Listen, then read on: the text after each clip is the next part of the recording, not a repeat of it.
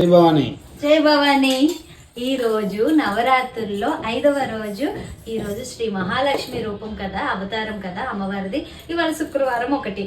పూజ మాత్రం చాలా బాగా అయ్యింది. అండ్ అమ్మవారికి ప్రసాదం అయితే చేశాను, పులిహోర అనమాట. ఇక్కడ అమ్మవారికి ఇద్దామని చెప్పేసి.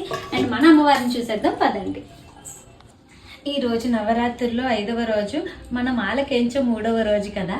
అయితే పూజ మాత్రం చాలా బాగా అయిందండి. ఎవ్రీ వీక్ లాగే 108 ఫ్లవర్స్ రెడ్ రోజెస్తో అమ్మవారికి అయితే పూజ అయితే చేసుకున్నాను అనమాట. అక్కడ అమ్మని స్పెషల్గా పెట్టుకొని పూజ అయితే చేసుకున్నాను. అండ్ అష్టోత్తరాలతో. అండ్ శ్రీవారిని ఎలాగో పెడతాను కదా, అతన్ని కూడా పెట్టేసి పూజ మాత్రం చాలా బాగా అయ్యింది. అండ్ కలవ పువ్వులు అయితే ఇంత పెద్దవి, చాలా పెద్దవి అనమాట. దీపాల వేడికి కొంచెం అలా వాడాయి, కానీ ఫస్ట్ సర్దినప్పుడు మాత్రం చాలా బాగా కనిపించింది అనమాట.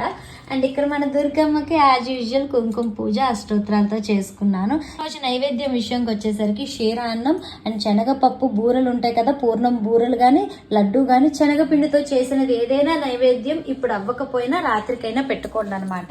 నేను ఈవినింగ్ ఏదో ఒక స్వీట్ అయితే చేస్తాను. ఇప్పుడు మాత్రం పరమన్నం అయితే అమ్మవారికి పెట్టేశాను అనమాట.